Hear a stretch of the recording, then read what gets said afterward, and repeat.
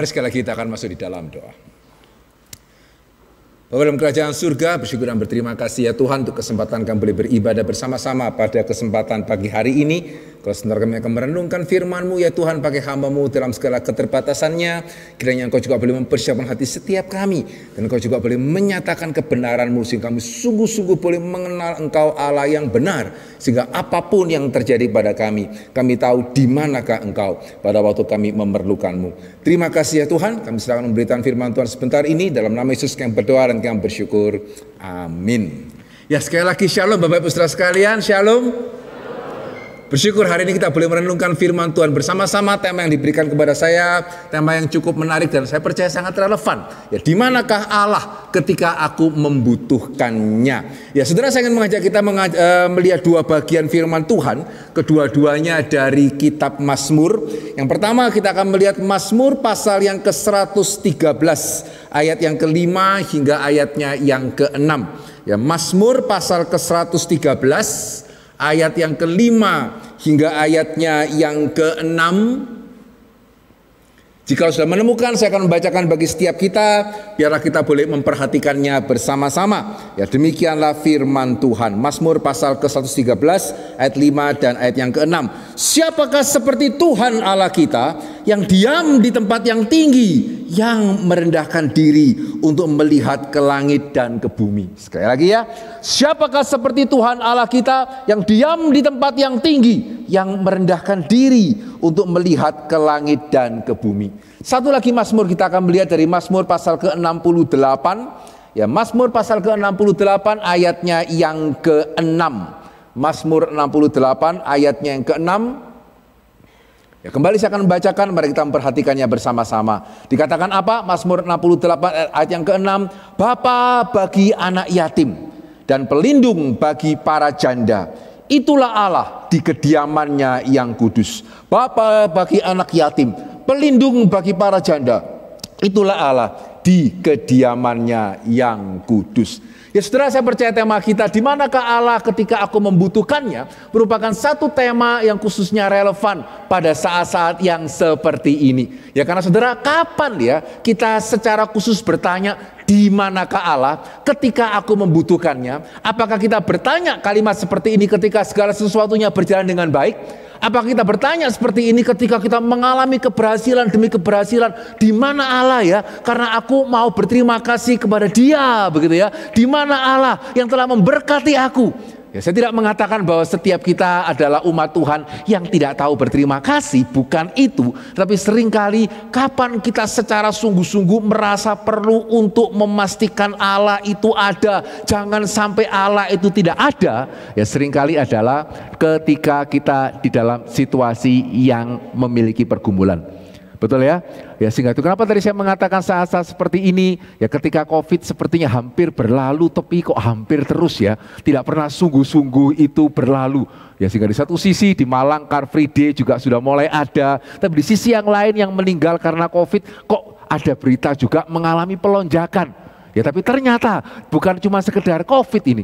Ya kalau sekian waktu yang lalu mungkin concern kita itu COVID, sekarang sudah ada yang namanya resesi. Ya pertempuran peperangan Rusia Ukraina itu belum selesai begitu ya. Masih ada juga nanti ancaman apa yang terjadi di Laut Cina Selatan antara China dengan Taiwan itu seperti apa. Ya Amerika juga sudah bersiap-siap. Dan tadi pagi saya mengatakan kita sendiri ini hampir pemilu. Ya sehingga presiden kita mengatakan tahun depan itu adalah tahun apa? Tahun depan adalah tahun yang gelap. Ya sehingga pada saat-saat seperti ini, wah itulah waktunya seringkali orang Kristen secara khusus itu bertanya ya, di manakah Allah ketika aku membutuhkannya? Ya sehingga saudara, saya percaya pertanyaan ini adalah pertanyaan yang relevan begitu ya. Dan bagi kita yang mempertanyakan pertanyaan seperti ini, saya percaya juga dua bagian firman Tuhan yang tadi baru kita renungkan bersama-sama itu merupakan sesuatu hal yang kita harus pegang meskipun kita tidak tahu bagaimana nanti ke depan apa yang akan terjadi pada kita. Dan mengapa kita harus memegang dan mengingat kedua ayat tadi? Bukan hanya karena di dalam kedua ayat tadi kita menemukan Allah itu yang luar biasa ya. Allah yang di tempat yang tinggi. Ya Allah yang di tempat yang kudus, Allah yang menjadi Bapa, Allah yang menjadi pelindung. Wah, ini Allah yang luar biasa. Tapi saya percaya bukan hanya itu kenapa saya harus mengingat kedua ayat tadi, dan bahkan juga bukan karena alasan yang kedua, yaitu Allah yang luar biasa itu sudah berjanji. Wah, dua ini sebetulnya sudah haleluya ya. Allah kita Allah yang luar biasa, dan Allah yang luar biasa itu adalah Allah yang sudah berjanji akan menjadi Bapa, akan menjadi pelindung. Amin. Tetapi bahkan kalau kita mau masuk lebih lanjut, apa yang membuat kita harus memegang kedua ayat tadi? Karena kedua ayat tadi selain mengatakan bahwa Allah itu besar ya, di tempat yang kudus, Allah itu siap melindungi kita. Tapi juga yang ketiga ya, yang sangat penting, yang tanpanya dua hal yang pertama ini bisa dikatakan mungkin malah sia-sia untuk kita. Loh apa Pak? Kalau Allah itu sudah luar biasa dan Allah itu siap melindungi, kenapa kok masih ada hal yang ketiga yang tanpanya itu dua hal yang pertama bisa-bisa itu sia-sia? Begitu ya? Apa itu yang ketiga?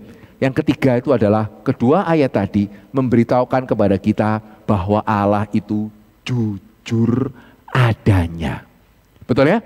Karena jikalau kita bertemu dengan seseorang, orang ini luar biasa ini, dan orang ini bahkan mengatakan dia siap menolong, tetapi kalau dia tidak jujur, apakah manfaatnya bagi kita?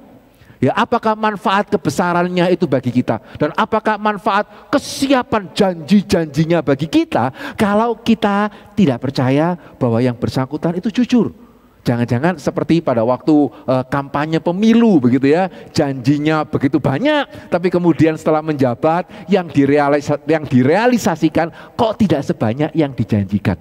Sehingga saudara kita harus bersyukur pada waktu membaca ayat tadi, karena ayat tadi bukan cuma sekedar berbicara Allah yang besar, bukan cuma sekedar berbicara Allah yang berjanji untuk melindungi, tetapi kedua ayat tadi juga mengatakan kepada kita Allah itu jujur. Meskipun kalau saya boleh mengatakan seringkali mungkin kita tidak terlalu jelas ya. Ya, sehingga kalau dari kedua ayat tadi misalnya, apa yang menunjukkan Allah itu besar? Oh jelas, di tempat yang tinggi, di tempat yang kudus. Apa yang menunjukkan janji Allah? Oh jelas, Allah yang melindungi, Allah yang bahkan sebagai Bapa lagi. Tapi bagaimana ya? Ada yang tahu nggak ya? Bagaimana kedua ayat tadi menunjukkan Allah itu jujur?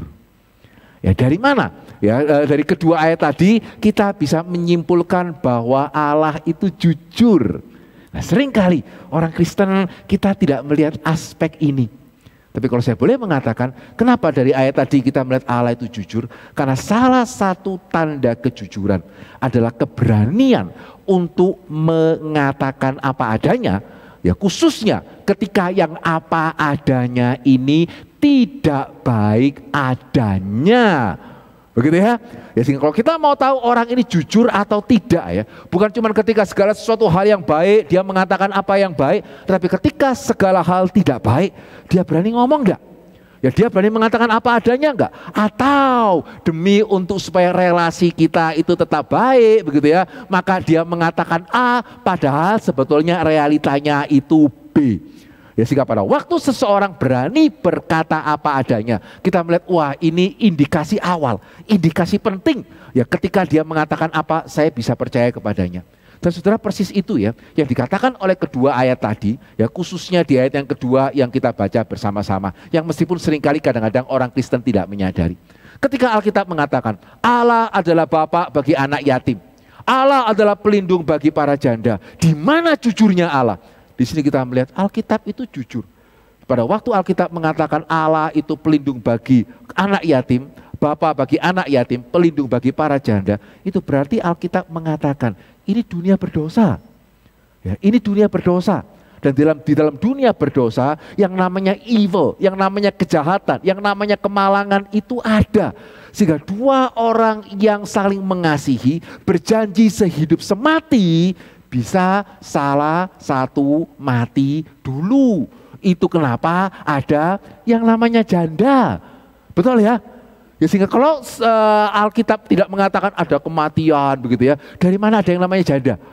Ya sehingga kalau ada yang namanya janda itu berarti ada pasangan yang satu mati lebih dulu. Karena dunia berdosa. Ya, yang namanya maut itu nyata, dan yang namanya maut itu kadang-kadang tidak mau tahu ya. Saudara sudah berjanjilah sehidup semati, tidak ada janji bahwa karena saya sudah berjanji dengan istri saya, maka saya dan istri saya hidup bersama-sama, mati pun bersama-sama. Ya tidak ada. Dan Alkitab mengatakan apa adanya. Dan bahkan ketika Alkitab mengatakan Allah adalah Bapa bagi anak yatim, itu berarti Alkitab mengatakan bukan cuma sekedar istri bisa mati duluan, suami bisa mati duluan, bahkan istri bisa mati duluan ketika anaknya masih kecil. Atau bahkan suami mati duluan ketika anaknya masih kecil, atau bahkan dua-dua bisa jadi meninggal terlebih dahulu pada waktu anaknya masih kecil. Betul ya? Karena yatim kok. Ya, sehingga kalau dikatakan, wah mama saya meninggal pada waktu saya berusia 30 tahun. Papa saya meninggal pada waktu saya berusia 40 tahunan. Saudara tidak akan mengatakan ya, kasihan ya Pak Hendri ya, yatim. Begitu ya? Tidak. Ya, ketika saudara mengatakan kasihan loh ya, anak itu yatim piatu.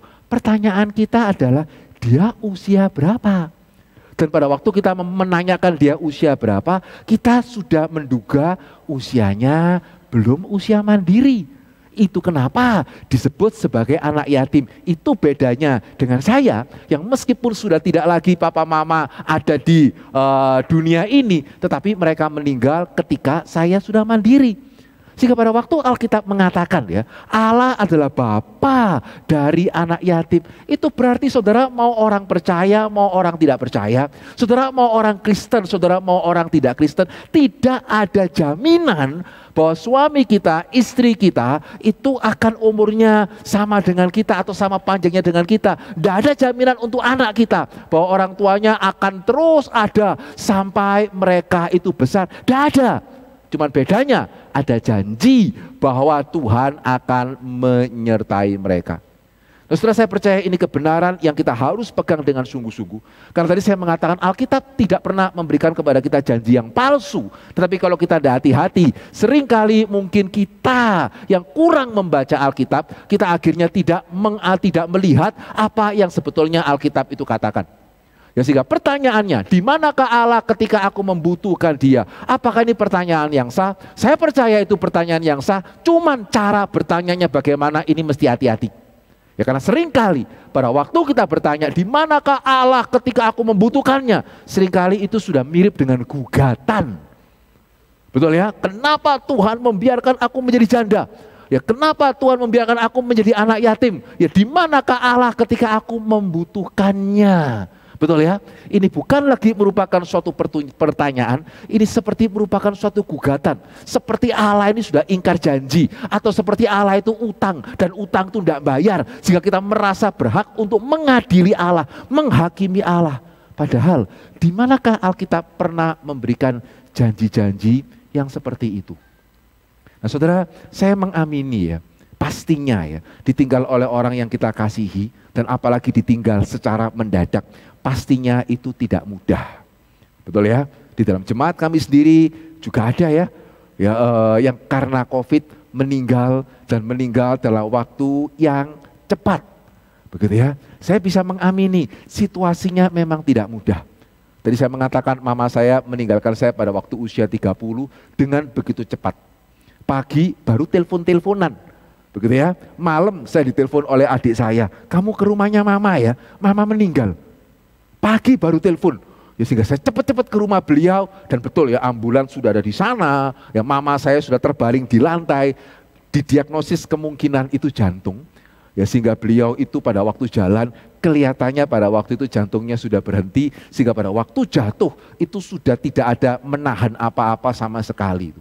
Ya sehingga pada waktu saya di sana ya posisi sudah terbujur, dan petugas kesehatan berusaha untuk membangunkan ya dengan alat kejut gitu ya tidak bisa. Sudah meninggal. Sehingga saya mengamini ya, ditinggalkan oleh orang yang kita kasihi. Apalagi dengan begitu mendadak sehat, kemudian kena COVID misalnya, meninggal dan seterusnya. Memang tidak gampang. Tapi izinkan saya juga mengatakan kadang-kadang sebagai hamba Tuhan ya, ada perasaan prihatin. Pada waktu orang Kristen itu mempertanyakan Tuhan, seolah-olah di Alkitab itu tidak ada kata-kata bahwa upah dosa adalah maut begitu. Ya, seolah-olah di dalam Alkitab tidak ada firman Tuhan yang mengatakan bahkan anak Allah sendiri mesti mati di atas kayu salib. Ya, seolah-olah di dalam Alkitab dikatakan kalau engkau orang Kristen engkau tidak akan menjadi janda. Kalau engkau orang Kristen engkau tidak akan menjadi yatim. Tidak ada. Begitu ya. Ya, sehingga justru ketika kita mengatakan seperti ini, pertanyaannya adalah bisakah saya percaya kepada Allah yang memberikan janji yang kemudian tidak terbukti? Tapi justru sebaliknya pada waktu tadi saya mengatakan, enggak loh. Firman Tuhan tidak mengajak kita tidak melihat realita. Firman Tuhan bahkan mengatakan apa adanya. Ada itu yang namanya janda. Ya, ada itu yang namanya anak yatim. Justru di sini yang menjadi penghiburan kita, Allah kita puji Tuhan ya. Kita mempunyai Allah yang bukan cuma besar, ya kita mempunyai Allah yang bukan cuma berjanji, kita mempunyai Allah yang tidak suka memberikan janji kosong. Kita mempunyai Allah yang berani mengatakan apa adanya. Yang baik dikatakan baik, yang tidak baik dikatakan tidak baik. Ya, sehingga kenapa kita mesti memegang kedua ayat tadi? Karena kedua ayat tadi menunjukkan kepada kita, memang kita ini di tempat yang rendah. Betul ya? Allah di tempat yang tinggi. Allah mesti harus merendahkan diri untuk melihat ke langit dan ke bumi. Itu menunjukkan langit dan bumi itu memang tempat yang rendah. Dan bahkan ini bukan cuma sekedar tempat yang rendah, ini tempat yang berdosa. Di mana maut itu ada, krisis itu ada. Hanya anak kecil ya yang berpikir kalau COVID ini selesai, ya kemudian saya bisa car free day lagi, bisa liburan lagi, tidak ada masalah lagi. Ya tapi setiap kita yang cukup dewasa kita akan tahu. Dan betul ya, belum COVID sudah perang, belum perang sudah krisis. Nanti setelah krisis ada apa lagi? Ya tapi firman Tuhan mengatakan ya kesulitan akan ada, penyertaan Tuhan juga akan ada. Nah saudara, sehingga pada waktu kita mengamini ya Allah kita adalah Allah yang jujur. Baru pada waktu kita bertanya, di manakah Allah ketika aku membutuhkannya? Kita bukan bertanya seperti orang yang menggugat Tuhan. Kita bertanya sebagai anak-anak Tuhan yang mengamini apa yang Alkitab itu katakan. Kesulitan akan ada, tapi firman Tuhan yang sama kan juga mengatakan penyertaan Tuhan itu akan ada. Sehingga bagaimana saya bisa hidup di dalam penyertaan Tuhan? Bagaimana saya bisa hidup di dalam pertolongan Tuhan ketika kesulitan itu benar-benar menimpa saya? Di mana Allah ketika saya membutuhkannya? Nah saudara, untuk menjawab pertanyaan ini, kedua ayat tadi juga perlu diperhatikan berbaik-baik ya. Karena kedua ayat tadi menunjukkan kepada kita, di mana Allah ketika aku memerlukannya. Yang pertama, dia adalah Allah yang tinggi. Ya, dia di tempat yang tinggi, dia di tempatnya yang kudus, Allah yang transenden kalau istilah teologisnya. Ya, Allah yang transenden, tetapi juga Allah yang dekat, yang mau merendahkan diri melihat ke bawah, yang mau menjadi bapak bagi anak yatim, pelindung bagi para janda. Sehingga di dalam istilah teologi ya, kita mesti baik-baik memegang kedua hal ini, jangan hanya salah satunya saja. Yaitu kita mengamini Allah kita adalah Allah yang transenden. Transenden itu berarti Allah yang melampaui, sekaligus juga adalah Allah yang imanen. Nah coba kita melihat pertama-tama ya, satu demi satu. Yang pertama dikatakan Allah kita adalah Allah yang transenden. Maksudnya apa? Berarti firman Tuhan mau mengatakan Allah kita itu adalah Allah. Dia adalah pencipta. Kita adalah ciptaan.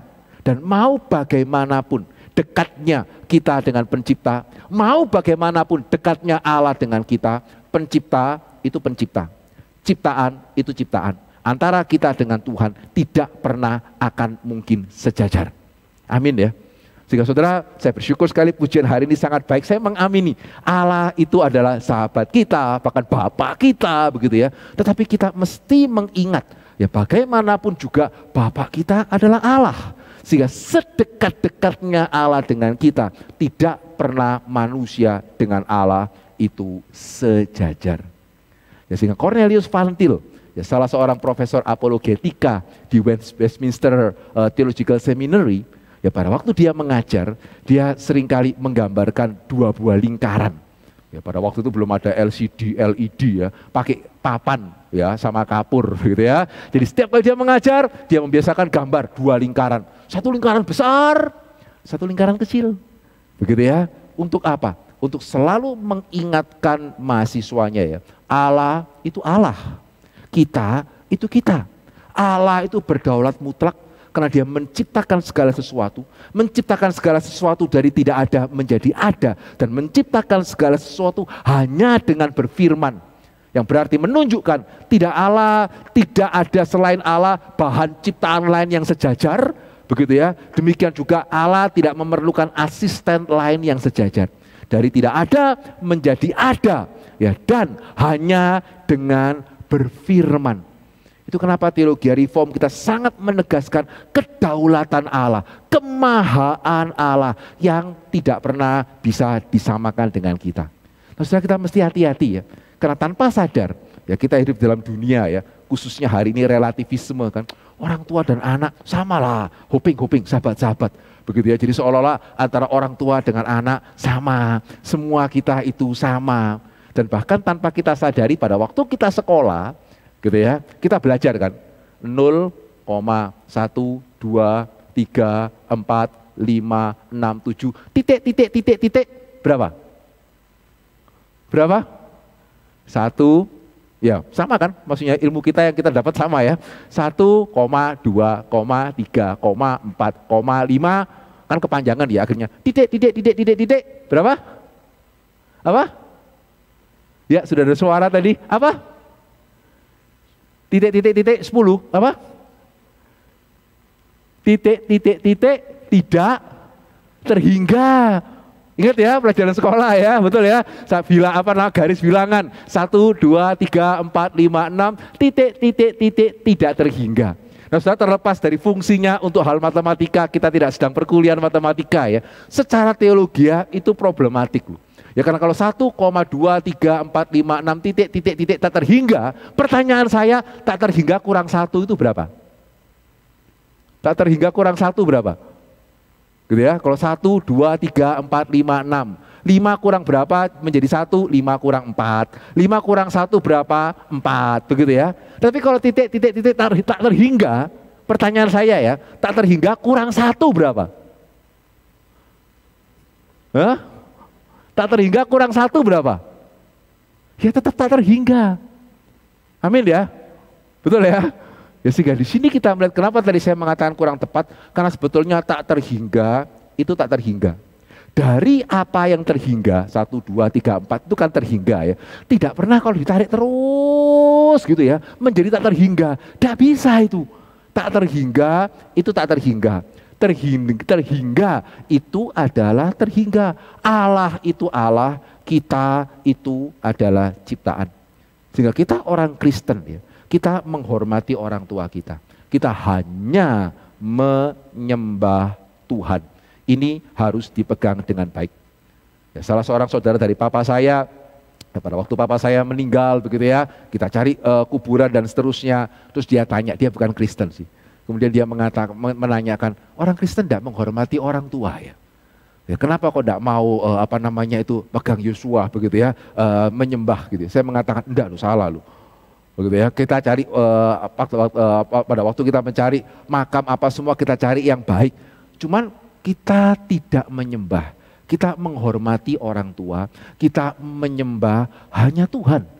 Ya sehingga tadi pagi saya mengatakan jangan lupa ya, setiap kali kita beribadah, karena hari ini ya istilahnya apa? Praise and worship.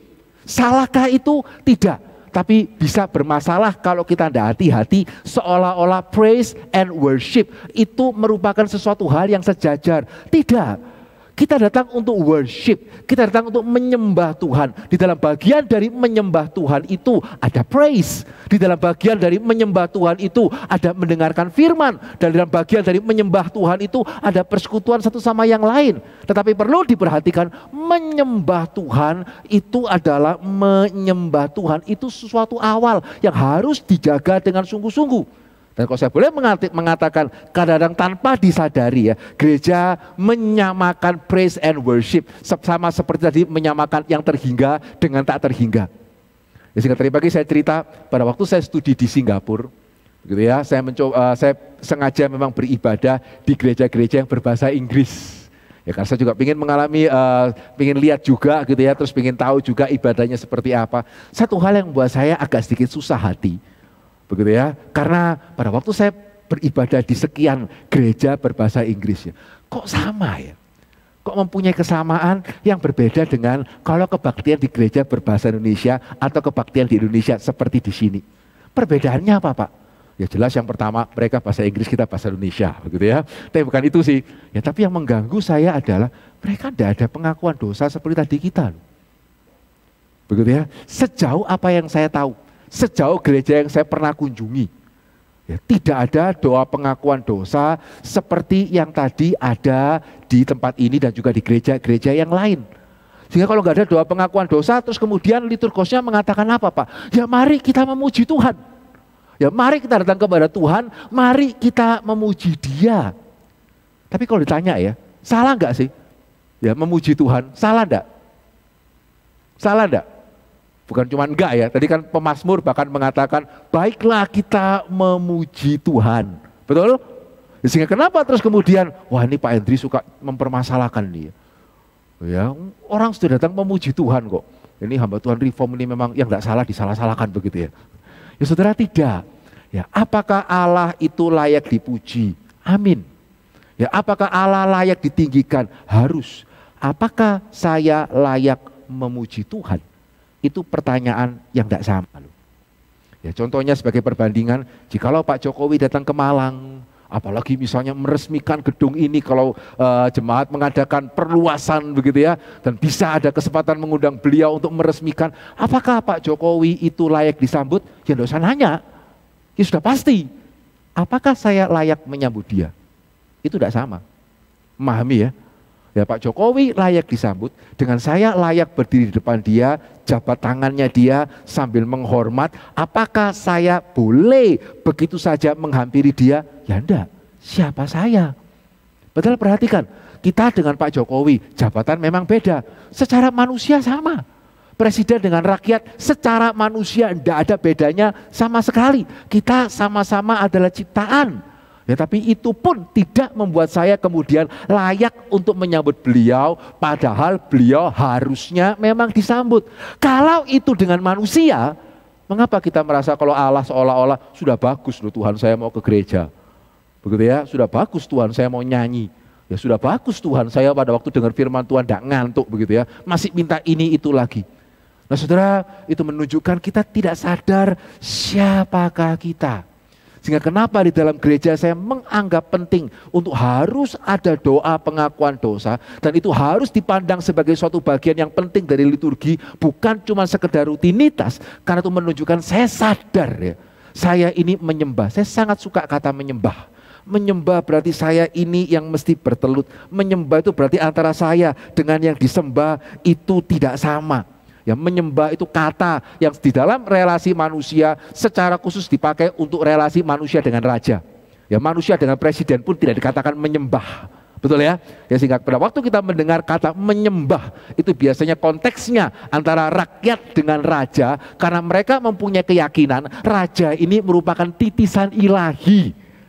Ya, merupakan titisan ilahi. Itu kenapa ketika menghadap raja gak cuman hormat, ketika menghadap raja saya mesti menyembah. Ya, sehingga sejauh mana kita orang Kristen, kita menyadari akan hal itu. Saya menyembah Tuhan karena saya tidak layak. Kan di perjanjian lama juga seperti itu ya. Ketika orang Israel ke bait suci, ya kadang-kadang yang kita ingatkan mazmurnya Daud, ku senang mereka berkata, ya mari pergi ke rumah Tuhan.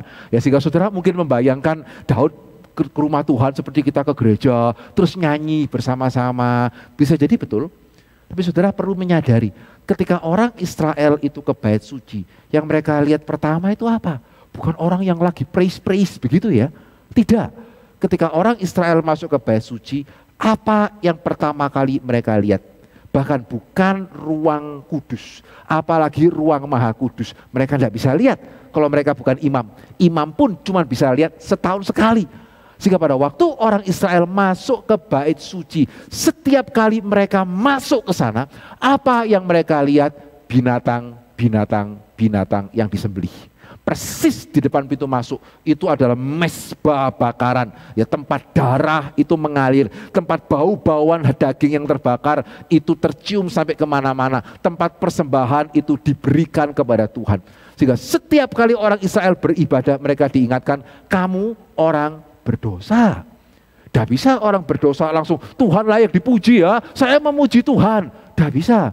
Ya kamu mesti dosamu dibereskan terlebih dahulu. Dan untuk dosa itu bisa dibereskan perlu ada darah yang mengalir.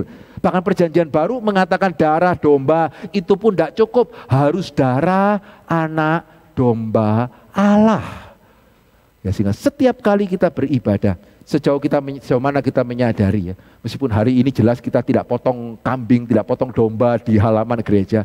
Kita harus sadar. Hanya karena Yesus mati menebus dosa kita, saya bisa menghadap Tuhan. Kenapa? Karena saya menghadap Tuhan yang transenden. Sementara saya itu created, limited, polluted. Ya, seorang hamba Tuhan baik ya, meringkaskan dengan 3 kata ini ya. Created, limited, polluted. Yang artinya saya ini ciptaan yang terbatas, berdosa lagi, terpolusi lagi begitu ya.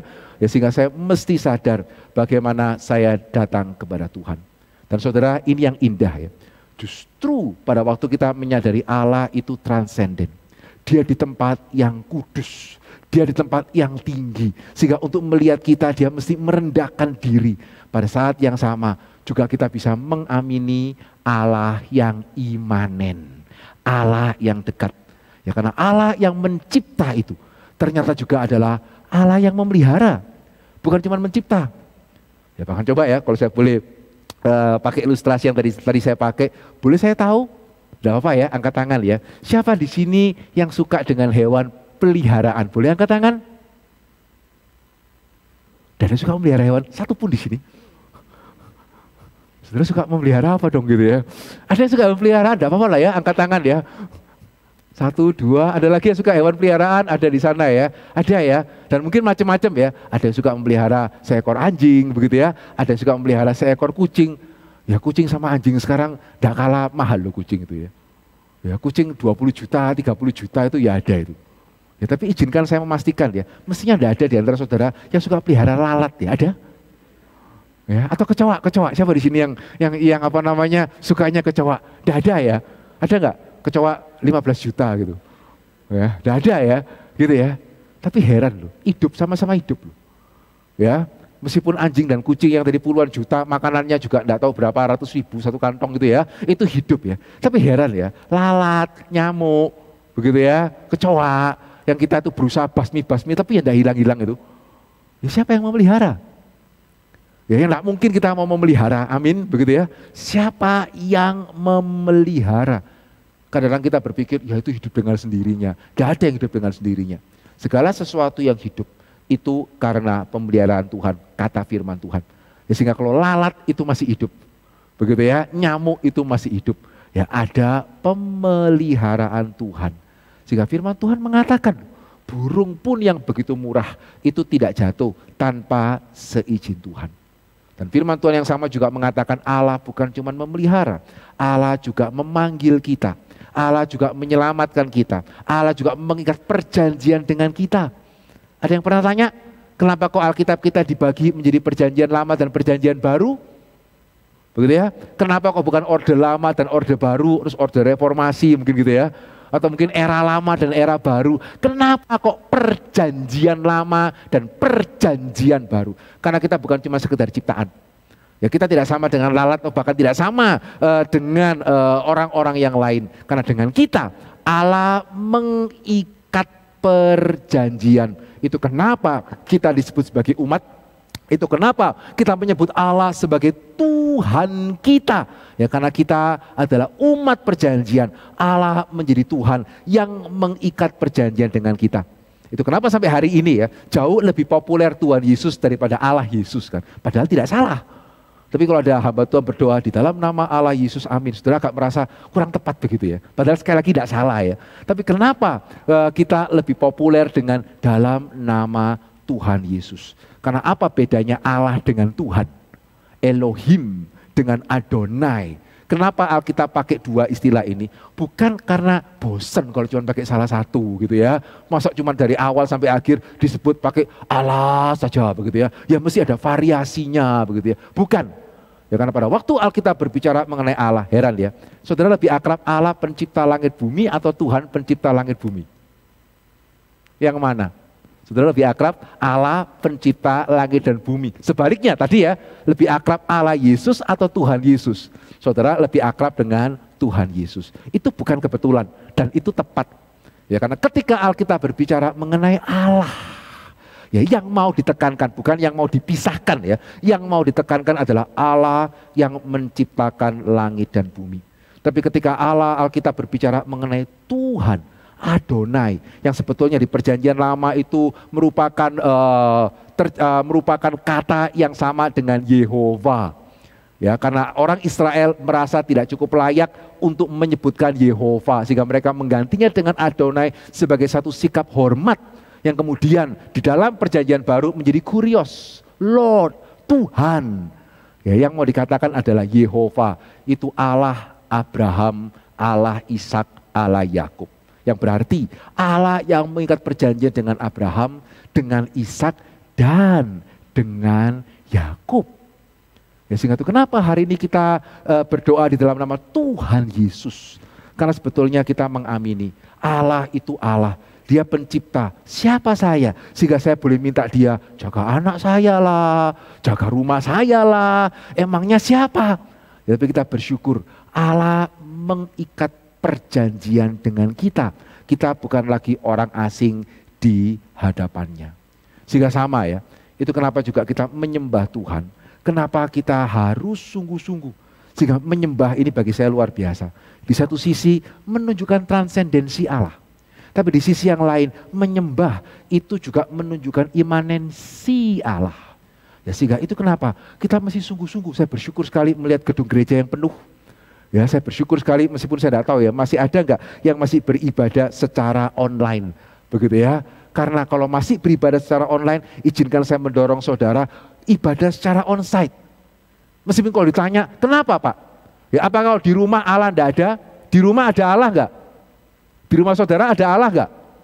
Ada kan? Terus kenapa mesti ke gereja? Ya padahal di rumah kan ada Allah, disiarkan lagi begitu ya kebaktiannya. Kenapa kok berbeda? Ya padahal Allah itu kan ada. Allah melihat hati, seringkali orang mengatakan ya. Sehingga mau ibadah di rumah, mau ibadah di gereja, kan yang penting Allah melihat hati. Nah ini mesti perhatikan ya. Allah melihat hati, bukan berarti kita bisa bebas. Justru karena Allah melihat hati, kita mesti berhati-hati. Mau ikut? Gitu ya. Karena Allah melihat hati, justru kita mesti berhati-hati. Karena itu berarti Allah mengenal kita secara pribadi. Sehingga pada waktu situasi masih COVID, ya pemerintah menganjurkan untuk kita jangan berkumpul bersama-sama. Dan firman Tuhan mengatakan kita mesti mentaati pemerintah, khususnya ketika mereka mengatakan apa yang baik. Maka kemudian kita beribadah secara online. Maka secara hati, kenapa saya beribadah di rumah? Karena saya mau taat kepada Tuhan yang memerintahkan saya untuk taat kepada pemerintah. Tetapi ketika pemerintah sudah mengizinkan, bahkan sudah ada car free day gitu ya, dan saya tetap beribadah di rumah, itu hatinya artinya apa itu? Tidak sama. Begitu ya. Kalau tadi, kenapa saya beribadah di rumah? Ya karena hati saya mau taat kepada firman Tuhan. Ya, dan firman Tuhan mengatakan pemerintah itu memegang pedang, Roma pasal 13. Ya, sehingga saya menghormati pemerintah, saya di rumah, saya berusaha untuk beribadah dengan sungguh-sungguh. Tapi kalau sekarang, ya, apa dasarnya saya beribadah di rumah? Kenapa saya tidak bersama-sama dengan saudara seiman, memuji dengan lebih sungguh-sungguh, mendengarkan firman Tuhan dengan lebih bersungguh-sungguh, berinteraksi satu dengan yang lain? Hatinya artinya apa? Ya, sehingga di dalam menyembah, justru di sana kita melihat, justru karena Allah melihat hati, saya harus berhati-hati. Karena itu berarti Allah mengenal saya secara pribadi. Bahkan semua rambutmu itu terhitung. Ya padahal siapa bisa menghitung rambut? Dalam 40 menit saya berdiri di sini, ada sebagian sudah rontok, ada sebagian mulai tumbuh kan? Begitu ya, karena kita kan dinamis sekali nih. Ya kalau mau tahu manusia dinamisnya bagaimana, ya lihat rambut deh. Ya dalam waktu sekian lama rontok, tumbuh begitu ya. Itu pun Alkitab mengatakan rambutmu terhitung semua. Karena Allah mengenal kita sebagai ciptaan dan Allah mengenal kita sebagai umatnya. Nah saudara, saya percaya ketika kita mengamini kedua hal ini ya, di sini kita bisa menjawab, di manakah Allah ketika aku membutuhkannya? Allah kita adalah Allah yang transenden. Tidak ada tempat di mana Dia itu tidak ada. Bahkan di neraka pun. Ya, di neraka ada Allah. Di neraka ada Allah? Ada. Nah terus apa bedanya neraka dengan surga? Di surga kan juga ada Allah. Beda. Bedanya di mana? Di neraka Allah ada untuk menghakimi. Di surga Allah ada untuk memberkati. Ya, demikian juga di mana Allah ketika aku membutuhkannya? Ya di mana-mana. Begitu ya. Tidak ada tempat di mana Allah itu tidak ada. Tapi juga di manakah Allah ketika aku membutuhkannya. Dia ada bersama-sama dengan kita. Dia ada mendampingi kita. Karena Dia adalah Allah yang transenden. Sehingga ada di mana-mana. Dia adalah Allah yang imanen. Allah yang ada di dekat kita. Dan ketika kita mengamini kedua hal ini ya, baru kita bisa mendapatkan penghiburan yang sejati. Amin. Ya, karena jikalau Allah cuma imanen saja. Begitu ya. Cuman dekat, karena hari ini orang Kristen lebih suka Allah yang imanen. Gitu ya, Allah yang transenden kita kurang suka. Lebih suka yang sahabat-sahabat lah gitu ya. Lebih suka yang dekat lah. Jangan lupa Allah itu juga Allah yang tinggi. Tapi ketika justru kita melupakan Allah yang transenden, pertanyaannya kalau Allah dekat ya, tapi Dia tidak transenden, bagaimana Dia bisa menyertai setiap kita? Karena kita ini banyak dan setiap kita ada masalahnya. Sehingga kalau Allah cuma dekat dan Dia tidak transenden, Dia masih dekat sama siapa? Tapi justru penghiburan kita ya, karena Allah selain Dia itu imanen, Dia juga adalah Allah yang transenden. Ya Dia Allah yang tidak berubah. Itu kenapa Dia tidak pernah lelah. Itu kenapa berapapun orang yang membutuhkannya, Dia bisa hadir secara personal, pribadi lepas pribadi, individu lepas individu. Karena Dia transenden sekaligus Dia itu imanen. Nah saudara, kalau boleh saya bertanya, apakah Allah seperti ini yang kita kenal? Saudara lebih suka yang mana ya? Betulkah saudara mengamini dua-duanya? Ataukah mungkin ada di antara kita yang hanya mengamini Allah yang transenden, tapi nggak deket? Ya, ataukah kita hanya suka Allah yang imanen, tapi kita nggak suka dengan Allah yang transenden? Berbahagialah setiap orang percaya yang kembali kepada firman Tuhan, yang mengamini Allah adalah Allah yang tinggi, tapi Allah juga adalah Allah yang dekat. Dan pada waktu kita mengamini kedua hal ini, seharusnya jawaban bagi pertanyaan kita hari ini sangat mudah. Di manakah Allah ketika aku membutuhkannya? Yang pertama, Allah ada di tempatnya yang kudus. Allah ada di tahtanya, yang berarti Dia adalah berkuasa. Dia takes control, Dia memegang kendali. Memang selama Yesus belum datang kedua kali, tidak ada janji bahwa semua orang Kristen tidak akan mengalami masalah. Tetapi masalah yang dihadapi tidak akan melampaui kekuatan. Bukan berarti Allah akan menghindarkan kita dari masalah, tapi Allah itu setia, Dia akan memberikan jalan keluar. Ya, sehingga itu berarti kita bukan cuma ada masalah, kita kadang-kadang harus masuk di dalam masalah itu. Tetapi Allah tidak akan membiarkan kita dicobai melampaui kekuatan kita. Dan Dia setia, Dia akan memberikan jalan keluar dan Dia pasti bisa. Kenapa? Karena Dia di tempat yang tinggi. Allah di tempatnya yang kudus ketika aku membutuhkannya. Tapi juga yang kedua, di mana Allah ketika aku membutuhkannya? Dia ada di mana-mana. Sehingga saya tidak perlu takut ya. Saya ini termasuk yang kelewatan enggak ya? Kalau Dia sehingga jangan berpikir ya. Oh kalau Dia ada kesulitan Tuhan menyertai. Mungkin karena Tuhan pas di sana waktu itu. Tidak di sini. Enggak. Allah ada di mana-mana ketika aku membutuhkannya. Tapi juga yang ketiga. Di mana Allah ketika aku membutuhkannya? Bersama-sama dengan kita. Ya, bahkan Roh Kudus tinggal di dalam hati kita. Bahkan Roh Kudus berdoa bagi kita dengan ucapan-ucapan yang tak terkatakan. Dan Allah yang di surga melihat ke dalam hati kita, melihat kepada doa Roh Kudus yang sesuai dengan kehendaknya. Ya, sehingga ada pertolongan Tuhan bagi setiap orang yang percaya. Sehingga mari bersama-sama kita bersyukur, Allah kita adalah Allah yang jujur. Ya, Allah kita adalah Allah yang heran. Allah kita adalah Allah yang dekat dengan setiap anak-anaknya. Amin. Mari kita berdoa. Saya ingin memberikan kesempatan kepada setiap jemaat di tempat ini, karena kita percaya di sini pun ada Allah. Allah hadir di tempat ini. Bahkan bukan cuma hadir di tempat ini, Allah melihat setiap kita secara pribadi, lepas pribadi. Sehingga bolehkah kita sudah boleh merenungkan firman Tuhan dan kita melihat Allah jujur ya. Dia tidak mengatakan apa yang baik-baik saja tanpa mengatakan apa yang tidak baik. Kita juga melihat Allah kita heran ya, transenden ya, bisa luar biasa. Kita juga melihat Allah kita dekat ya. Saudara bolehkah ya saudara secara pribadi bersyukur kepada Tuhan yang hadir di tempat ini, yang bisa mendengarkan setiap ucapan syukur saudara. Bersyukurlah untuk kejujuran Allah, untuk Allah yang heran, untuk Allah yang dekat. Silakan setiap jemaat bersyukurlah kepada Tuhan pribadi lepas pribadi sebelum saya akan menutup dalam doa bersama-sama.